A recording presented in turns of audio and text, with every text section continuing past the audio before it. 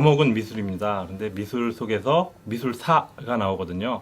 그 부분을 이제 역사, 우리 중학교 역사 과목의 내용에 중복된 내용이 있습니다. 그거랑 엮어서 같이 미술사와 역사와 엮어서 이제 수업안을 만들었습니다. 그래서 중간에 이제 역사 선생님께 자문도 받고, 그리고 삼국사기 같은 걸 참고도 하고, 그래서 여러 가지 자료를 이용하여서 학생들이 재미있게, 그러니까 역사 시간에 배운 것도 미술 시간에 나올 수 있고 또 음악 시간에도 나올 수 있거든요. 그 내용들이 이제 계속 크로스 되도록 그럼 아이들이 자꾸 이제 상기하게 되니까 그렇게 이제 수업안을 꾸며봤습니다.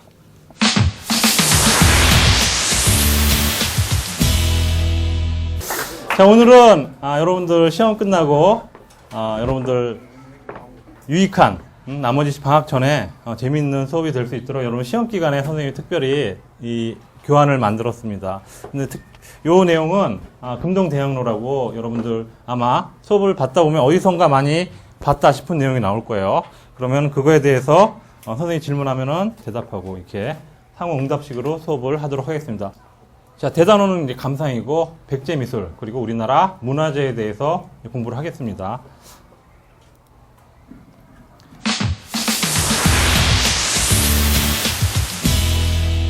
잘 들어보세요. 무슨 내용인지.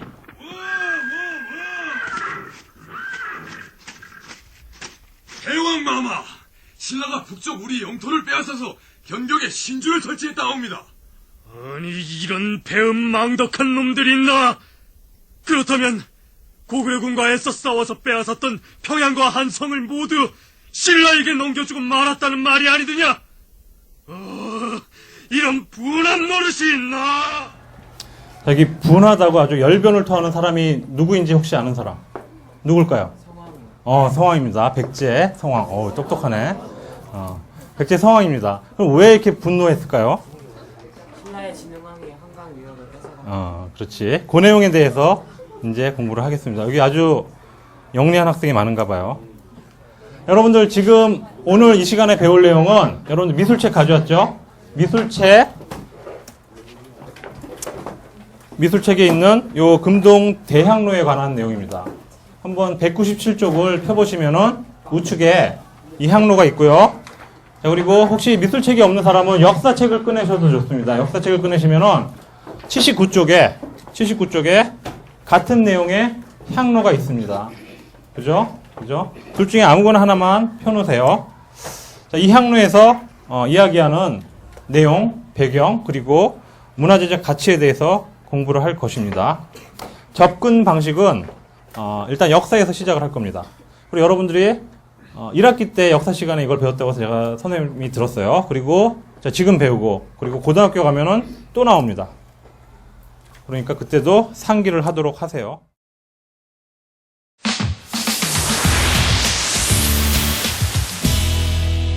여러분들 역사책 63쪽에 이렇게 나와 있죠. 아까 이제 성왕이라고 우리 진욱이가 대답을 잘 했는데 그때 성왕이 다시 중흥을 위해서 노력을 합니다. 그 과정이 이런 식으로 나와 있습니다. 요거에 대해서 우리 시청각을 통해서 들어봅시다.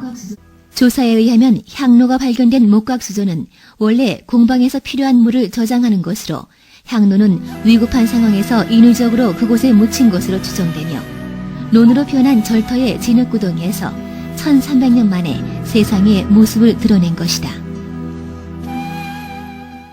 이 향로가 1300년 만에 나왔다는 건 들으셨고 그 직전에 뭐라고 했냐면 위급한 상황에서 급히 목각수조에다 숨기고 도망쳤다. 이렇게 설명이 나왔습니다. 그럼 그 위급한 상황이 어떤 건지 한번 들어가 봅시다. 우리 4세기의 백제 시대로 가봅시다. 서기 384년 9월 진나라에 갔던 백제의 사절단이 돌아왔는데 그 사절단을 따라온 승려 한 사람이 있었습니다. 백제국 대왕마마, 소승은 진나라 황제 폐하의 명을 받고 온 승려 마라난타이옵니다. 어서 오시오. 먼 길 오시느라 고생이 많았소이다. 환대해 주시니 감사하옵니다, 대왕마마. 나무 관세음 보살.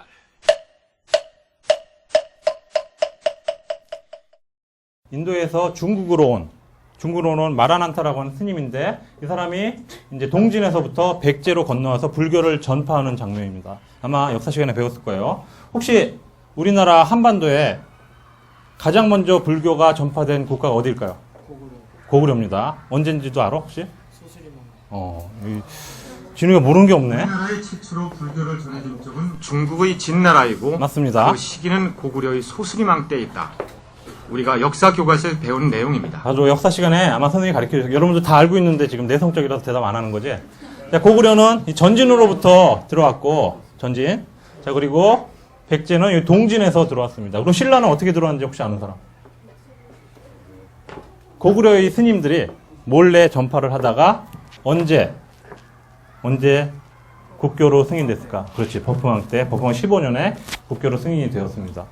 예. 아무튼 이 불교는 우리나라 고대 국가 예술에서 가장 중요합니다. 장수왕 15년 도읍을 평양으로 옮겼다.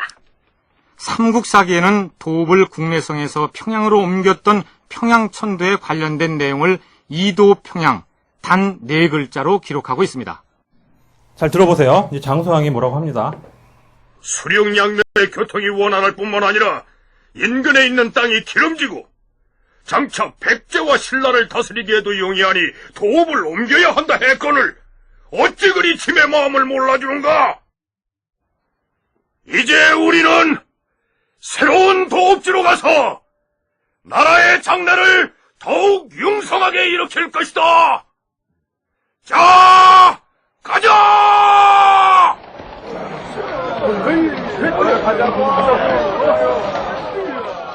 자, 여기 여러분들 뭐라고 배웠어요, 이거? 도읍을 옮기는 거. 천도라고 그러지, 천도. 평양천도를 장수왕이 했습니다. 이때, 고구려 때, 국내성에서는 이제 광기서대왕이 북쪽으로 영토를 넓혔고, 그 아들은, 남쪽, 신라와 백제를 지배해야겠다. 그래가지고, 평양성으로 천도를 하게 됩니다. 자, 그래서 위협을 받게 된 나라가 있겠지. 어딜까? 그렇지. 백제와 신라는 위협을 받게 되었고 약 6년 동안 계속 영토가 줄어듭니다. 그래서 할 수 없이 동맹을 맺죠. 그게 뭘까요?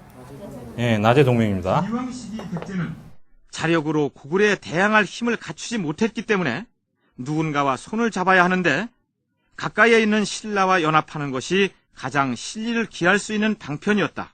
이런 얘기입니다. 자, 그래서 지금 대답한 대로 공수동맹을 서로 돕기로 동맹을 맺습니다. 선생님이 질문 하나 해볼게요. 그러면 백제와 신라가 비유왕과 눌제왕이 서로 위험할 때 돕자라고 동맹을 맺었어. 그걸 나제 동맹으로 하지. 그 나제 동맹이라고 이름 붙인 이유가 뭘까요? 신라의 나와 백제의 제자.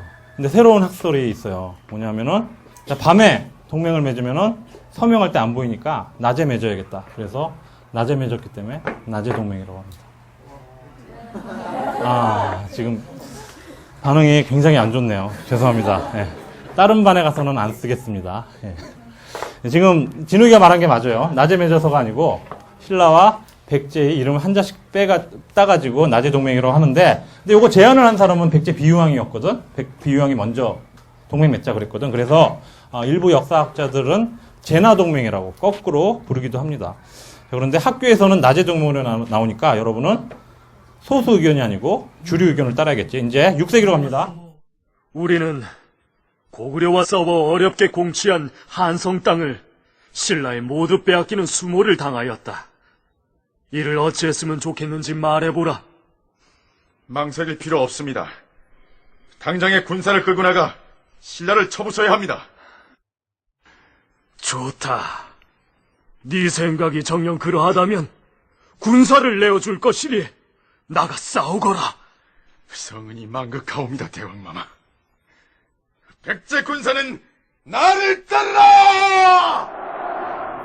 이건 좀 어려운데 이 목소리 대화의 주인공은 누굴까요? 백제 성왕과 나중에 유덕왕이 되는 식후자 참. 진짜 잘한다 얘는. 나중에 역사학자 될 거야?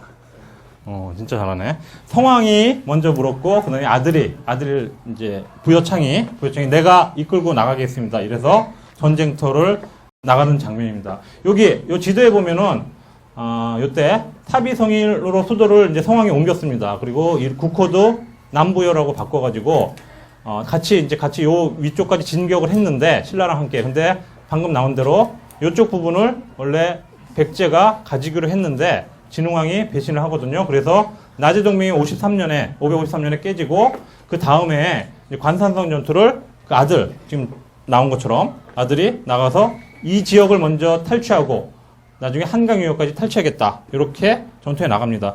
이 결과가 어떻게 되었을까요? 백제가 패했어. 예, 그 장면을 봅시다. 내 지금 직접 전장으로 찾아가서 위로할 것이니라. 대왕마마, 이제 얼마 있지 않으면 날이 저물 것이온데 위험하옵니다. 군사를 준비하겠으니 내일 아침에 출발하시옵소서. 아니다. 가서 태자를 위로하고 바로 돌아온다고 하지 않느냐? 기병과 보병 50명만 호위병으로 준비하도록 하라. 성왕이 전쟁터로 향하고 있다는 정보는 순식간에 신라 조정에 전해집니다. 대왕마마, 지금 백제 왕이 태자를 위문하기 위해서 소수의 호위병만 거느리고 길을 나섰다옵니다. 그래. 잘 되었구나. 나라 안의 모든 군사를 동원하여 백제왕이 지나는 길목에 매복하도록 하라. 백제 성왕은 그것도 모르고 50여 명의 군사만을 거느리고 밤길을 가고 있었습니다.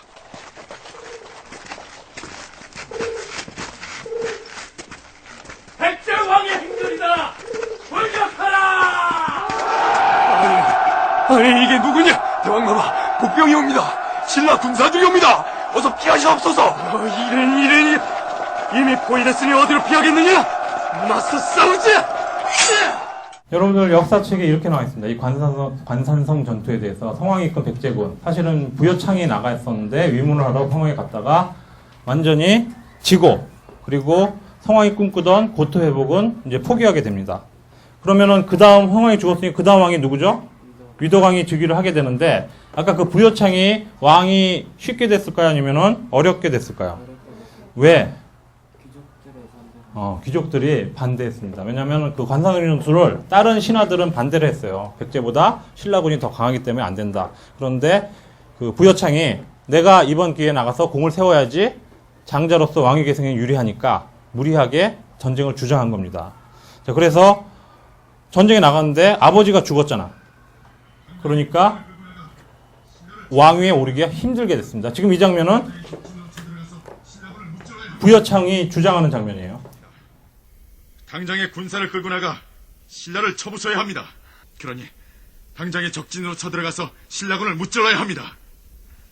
대왕마마, 소자가 앞장서겠사옵니다. 태자마마, 전쟁을 그처럼 쉽게 생각해서는 아니 될 것입니다. 자, 이렇게 반대를 했음에도 불구하고 무리하게 나가서 졌고, 진 것뿐만 아니라 아버지가 죽었잖아. 그래서 왕권을 계승할 때 굉장히 힘들었습니다. 근데 무리하게 계승을 하려니까 어떻게 해요? 병력도 없고 힘도 없는데. 그래서 불심을 빌어가지고 왕위를, 권력을, 왕권을 강화시키기 위해서 도읍지에다가 절을 짓고, 왕실 안에다 절을 짓고 아버지를 모시고 극진하게 배양을 하기로 했습니다. 이게 93년에 이 향로가 발견이 되었는데 2년 동안 추가 발굴 조사를 한 결과 여기에 절을 짓고, 그리고 이 향로는 귀족 등이 생활용으로 사용한 게 아니라 의식이나 왕실에서 제사로 사용됐을 거다라고 지금 역사학자들이 추정을 하고 있습니다. 이 향로가 일반 향로에 비해서 굉장히 크고 화려하고 장식적이거든. 그런 이유가 뭐냐? 지금 역사들이 추정하기로는 위덕왕이 왕권이 약하기 때문에 불심을 빌어서 왕권을 강화하기 위해서 아버지를 극진히 모셨고, 그리고 그때 사용한 향로로 지금 밝혀지고 있습니다. 조사에 의하면 향로가 발견된 목각수조는 원래 공방에서 필요한 물을 저장하는 것으로 향로는 위급한 상황에서 인위적으로 그곳에 묻힌 것으로 추정되며 논으로 변한 절터의 진흙구덩이에서 1300년 만에 세상의 모습을 드러낸 것이다.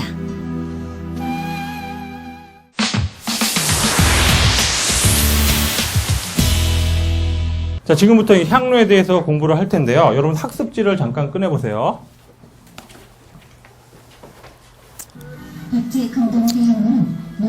크기는 61.8cm. 한 이 정도 됩니다. 실제가. 자, 머리와 뚜껑과 몸체와 요 받침, 요 세 부분으로 나누어집니다. 사비시대 백제의 도교 신앙을 입증해주고 있는 이 향로는 기린과 봉황 등 상스러운 동물들이 조각되어 있는가 하면 신선으로 여겨지는 노인의 모습도 보이고 있습니다. 백제인들은 이 향로에 향을 피우면 거기에서 피어오른 연기가 천상의 황제가 거주한다는 자미궁으로 통한다고 믿었을 것이라는 게 김두진 교수의 해석입니다. 잘 들었죠? 요 모양이 요 가까이서 보면은 여러분 지금 멀리 있어서 가게 못 보겠지만 요런 모양이 맨 위에 요 악사가 요 5명이 이렇게 자리 잡고 있습니다. 잘 보세요. 앞에 화면을. 혹시 이 악기에 대해서 아는 사람? 요 왼쪽 거. 요건 북이고 요거는 완암이고 요거는 종족입니다. 필이죠. 자, 그리고 요 악기는 혹시 아는 사람 있습니까? 자, 이 악기는 배소라고 하는 악기고 요 오른쪽은 검은고입니다. 6줄짜리 검은고.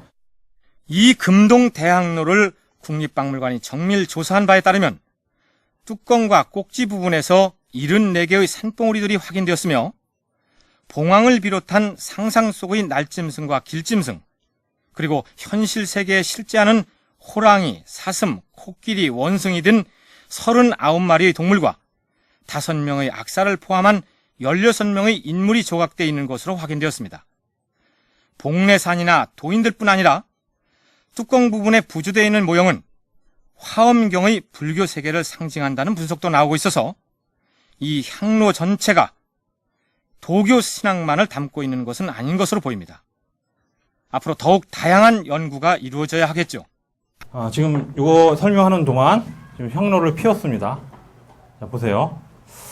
자, 아까 요 성우가 설명하는 거 봤겠지만 5개의 구멍과 그리고 요 가슴에서 2개의 구멍이 있다고 했습니다. 그래서 여기서 나온 연기가 어디까지 이어진다고? 자미궁. 자미궁이 이제 옥황상제가 계신 천상이고 거기에 위덕왕이 아버지인 성왕이 계실 거다라고 이제 상상을 한 겁니다. 이게 5의 배수로 된 거는 백제가 그때 오부, 오방 이런 것들 설치하듯이 5의 배수를 조했다고 합니다. 자, 그러면 몸체로 가봅시다. 몸체는 활짝 핀 연꽃의 형상을 하고 있는데 연꽃의 중앙 및 꽃잎 사이사이에 인물상, 사슴, 학 및 물고기 등이 표현되어 있다. 자, 몸체. 요 뚜껑을 제외한 요 부분이 몸체입니다. 요까지가 몸체인데 지금 본 것처럼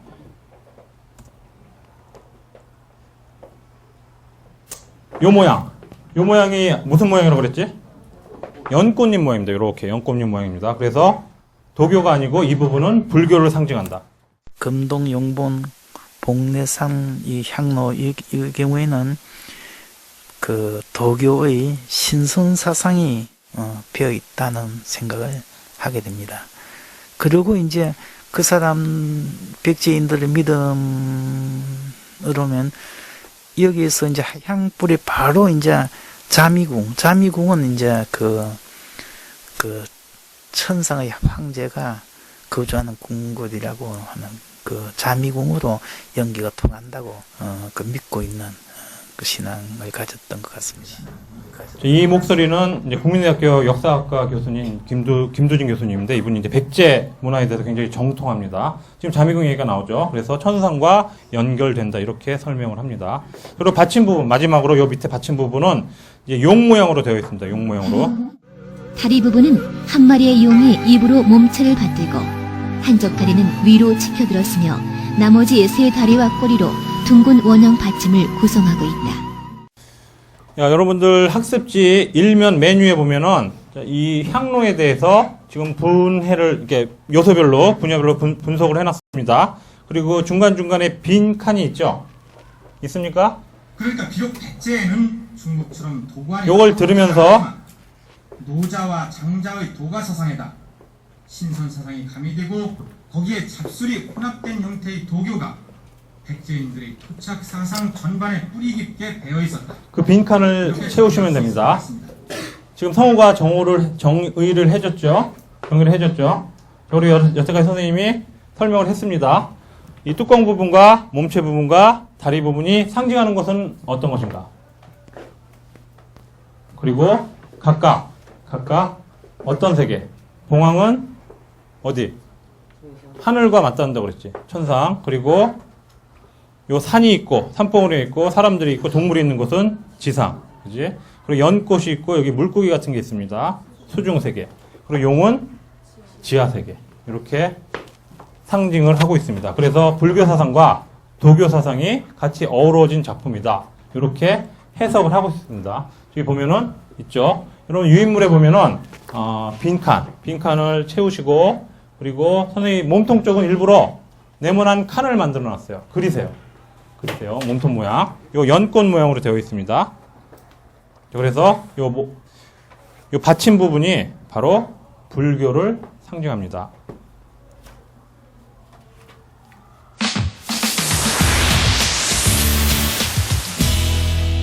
자, 그러면은 이 향로, 문화재, 향로의 복원 과정으로 들어가 봅시다. 1993년이었거든요. 그때 요거를 발견을 했는데, 사실은 절터에다가 주차장을 만들기 위해서 공사를 하다가 이게 발견이 됐다고 합니다. 근데 알고 보니까 이게 절터였어. 절터인지 몰랐어요. 근데 그냥 절도 아니고 왕실 절터였습니다. 근데 이게 목각 수조에서 발견이 되었는데, 요런 상태로 발견이 되었어요. 요게 밑에 부분, 요게 뚜껑 부분 이렇게 분리된 상태고, 요 위에 기와들이 막 20몇 겹으로 이렇게 층층이 덮어져 있었다고 합니다. 그래서 왜 이렇게 덮어놓고 왔을까? 보관을 하려면 지금 가져가든가 혹은 좀 건조된 곳에 보관을 하지. 그래서 지금 추리하기로는 역사학자들이 이때 위급한 상황에서 급히 수조 안에 던져놓고 다시 돌아올 요량으로, 다시 전세가 회복이 되면 돌아올 요량으로 급히 못 훔쳐가게끔 덮어놓고 도망을 갔을 거다. 이렇게 유추를 합니다. 또 하나 의문이 드는 거는 이게 1300년이 지났는데 어쩜 이렇게 깨끗하게 복원이 됐을까? 부식도 안 되고. 이게 철과 동으로 되어 있는데, 금과 동으로 되어 있는데, 금동으로 이렇게 주조되어 있는데 왜 이렇게 되어 있을까? 이 흙을 분석을 해보니까 그동안 요 안에 공기가 하나도 포함이 되어 있지 않대요. 진흙이.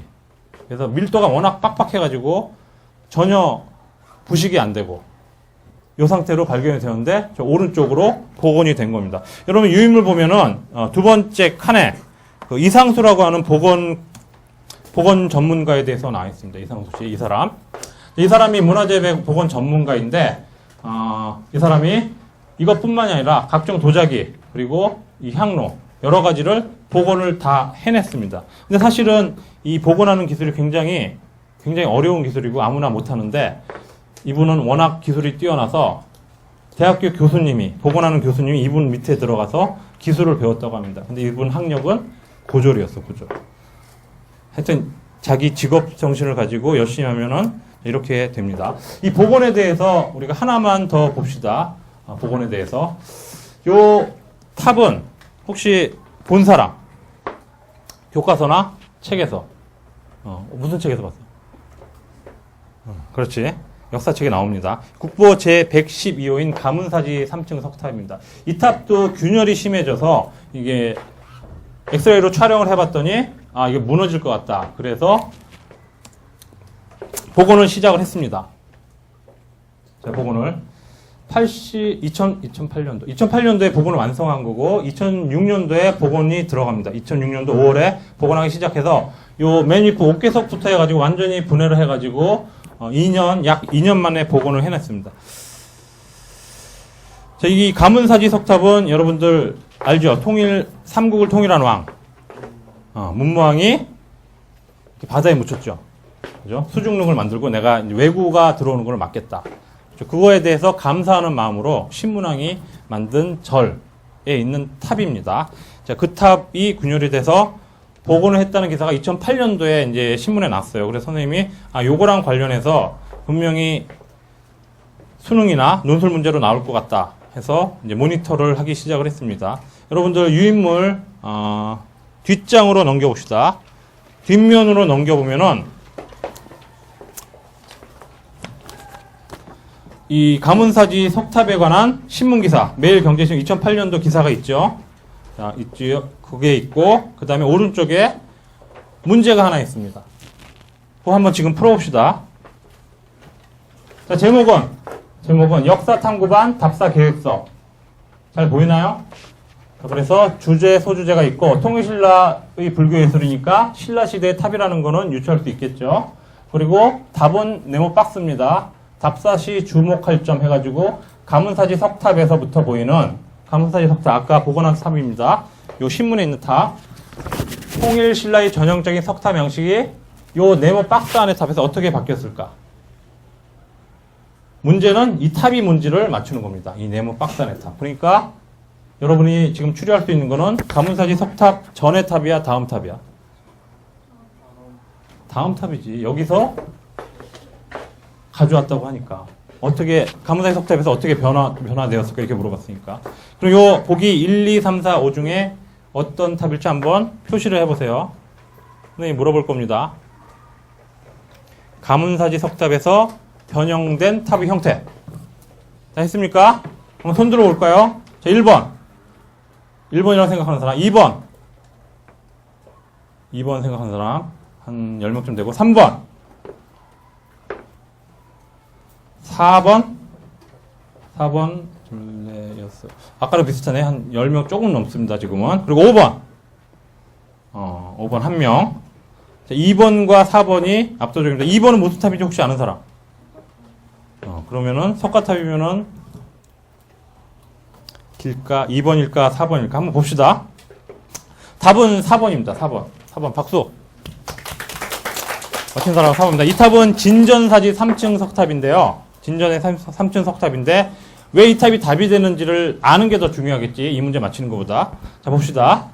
자, 이 탑이 가문사지 3층 석탑이에요. 아까 복원한 탑. 복원한 탑. 자, 칼라로 지금 나와 있죠.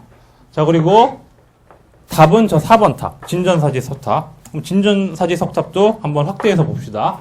이 탑에서 이 탑 양식으로 변화했다는 거예요. 통일신라 초기. 통일하자 맞으니까. 그리고 통일신라 말기. 이렇게 변화했다는 거죠. 그럼 이 탑의 차이점은 뭘까? 모양은 거의 비슷합니다. 차이점은 그렇지. 보이네. 여기에 부조가 되어 있습니다. 그림 모양이 보살 모양이 부조가 되어 있어. 부조는 이제 돌을 약간 한 면만 튀어나오도록 이제 입체적으로 깎는 걸 부조라고 하는데 돌아가면서 다 부조가 있어요. 여기는 민자로 깨끗하고. 그죠? 그럼 왜 탑의 양식이 이렇게 변했을까? 여러분 역사책에 불교가 어떻게 변했다고 그랬어? 교종에서 선종으로 바뀌었죠. 선종의 특징은 누구나 깨달음을 얻으면은 그렇지. 누구나 부처가 될 수 있다. 그래서 요때는 요 안에 부처가 하나밖에 없습니다. 그런데 다양한 부처가 누구나 부처가 될 수 있다. 그래서 요때는 이제 여러분들 국사책에 이렇게 나와 있죠. 지방 토 세력들이 많은 득세를 해가지고 세력을 얻어서 뭐 승탑도 세우고 자기 나름대로 불교를 이용했다. 이렇게 나와 있습니다. 이것처럼 누구나 부처가 될 수 있으니까. 그러니까 왕죽불이 아닙니다. 이제는 누구나 부처가 될 수 있다.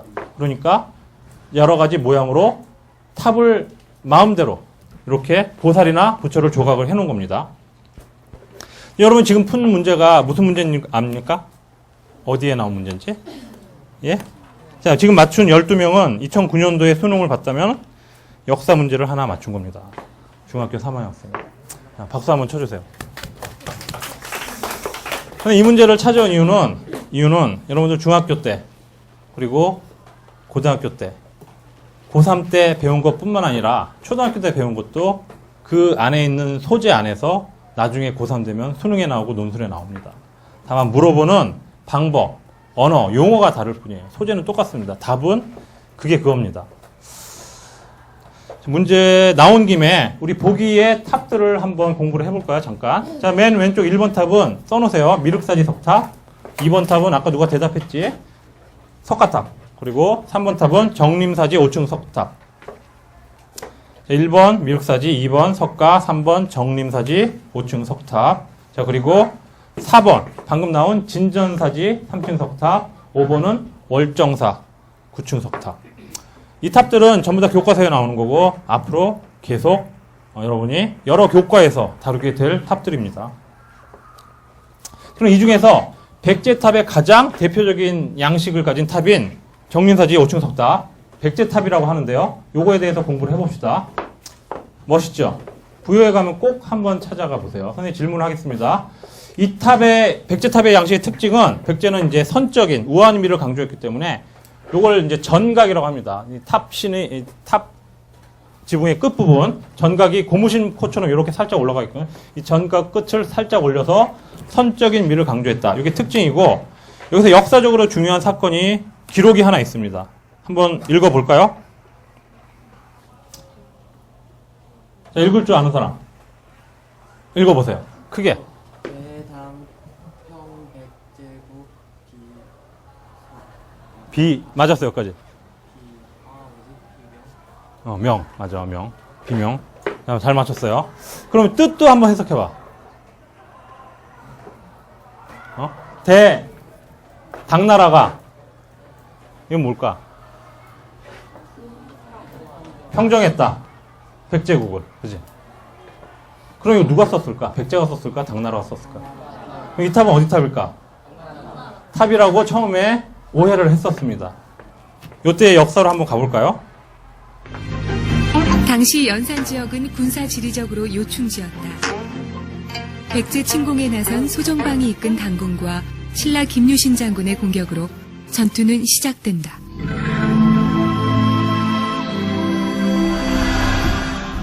요 전투가 그 유명한 황산벌 전투죠. 황산벌. 5천 결사돼가지고 몇 명이야? 5만 신라군과 13만 당나라군과 싸운 거예요. 엄청나지. 근데 처음에 4번은 계백 장군이 이겼대요. 처음에 4번은. 대단한 장군이에요.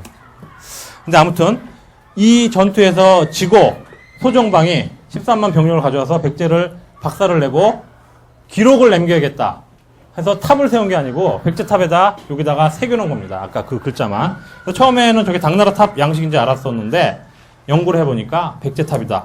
그래서 그 기록을 버리지 않았습니다. 요 문제 혹시 기억납니까? 몇 번입니까? 2번. 삼천석타. 그죠? 요 틀린 사람, 맞은 사람. 대부분 맞았네. 이번 기말고사 문제라고 우리 역사 선생님이 한번 내보라고 하더라고요. 네, 똑똑한 학생들이 많네요, 여기는. 어쩐지 대답을 잘하더라고요. 여기 백제미술의 특징 한번 정리합시다. 불교 사상과 도교 사상, 그리고 부드러운 미, 정리사지 옥천에 지금 공부했고, 대학로 공부했고, 그리고 마지막으로 아스카, 일본의 아즈카 미술에 영향을 주었다. 이렇게 정리를 하겠습니다.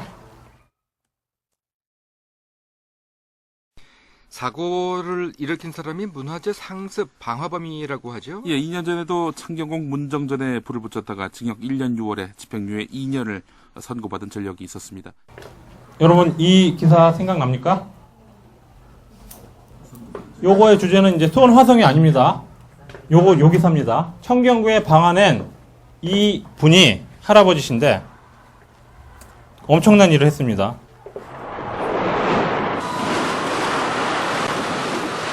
결국 대한민국 국보 1호는 화재 발생 5시간 만인 1시 55분 완전히 주저앉고 맙니다. 숭례문 방화 용의자가 검거됐습니다. 용의자 최모 씨는 두 차례 사전 답사를 하는 등 치밀하게 준비해 숭례문에 불을 지른 것으로 드러났습니다. 너무 안타깝습니다. 아무튼 여기에 불을 낸 사람이 아까 창경궁에 불을 냈던 그 할아버지가 민원을 제기했는데 국가에서 안 들어줬다고 창경에 불 냈다가 집행유예를 풀려나고 2년 후에 여기다 불 낸 겁니다. 그래서는 안 되겠죠. 아무튼 여기서 숭례문 이 현판에 대해서 잠깐 공부해 볼게요. 숭례문 현판은 안평대군이 썼다고 하는 설이 있고 양녕대군이 썼다는 설이 있는데 요거 글자체에 대해서 공부를 하겠습니다. 여러분들 한문 시간에 혹시 배웠나 모르겠네. 한자 서예의 발전 순서는 전서, 예서, 해서, 행서, 초서 이렇게 5가지로 발전을 합니다. 숭례문 현판 글씨 보이죠? 이 5가지 글자체 중에 어떤 글자체일까요? 초서? 이 글자랑 가깝습니까? 그렇지, 해서죠. 모양서 보면 알잖아요. 여기 여러분 서예 공부를 안 해도 모양 보면 알죠. 해서체입니다. 그럼 문제 하나만 더 풀어볼까요? 여러분 유인물 우측 뒤쪽 맨 하단에 있습니다. 형성평가 3번. 이 답이 뭘까요? 5번 뭐라고 있습니까? 예, 잘했습니다. 요 틀린 사람 있습니까? 숭례문? 다 맞췄습니까, 그럼? 이게 무슨 문제입니까? 2005년도 여러분이 한문 시험을 봤다면은 수능에서 한 문제 맞췄을 겁니다. 별로 안 어렵지? 수능 문제 어렵지 않아요. 여러분들 중학교 때 배운 게 다 나옵니다. 복구도 힘들지만 일단 훼손되면 예전과 똑같아질 수 없다는 점. 문화재를 소중히 아끼고 지켜야 하는 이유입니다. 이게 우리 훼손되고 나서 여기 송년문 앞에서 이렇게 갖은 행사를 하고 지금 복구 중입니다. 하여튼 문화재를 보호해야 된다. 자, 이게 오늘 수업의 마지막 주제고요. 여러분들 길을 가다가 사적, 문화재 여러 가지가 있는데 그런 것에 대해서 다시 한번 생각해보는 계기가 됐으면 좋겠습니다. 자, 오늘 수업은 여기까지인데 지금 생각보다 여러분이 대답도 잘해주고 해서 선생님이 상으로 마지막에 영화를 한 편 준비했어요.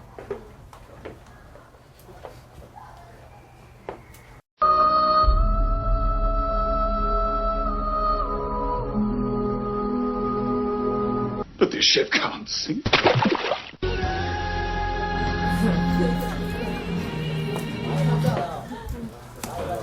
자, 오늘 수업은 여기서 마치겠습니다. 고맙습니다.